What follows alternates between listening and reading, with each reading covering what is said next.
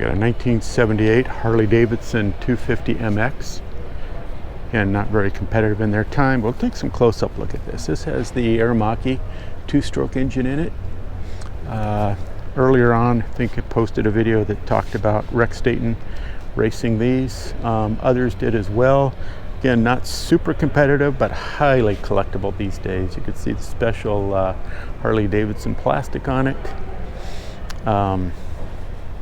This one's, I would say, probably over-restored. They didn't have all this chrome on them out of the factory.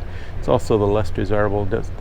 Some of the factory ones had inverted forks on the back that they actually cut off and made in when they were testing out new suspension.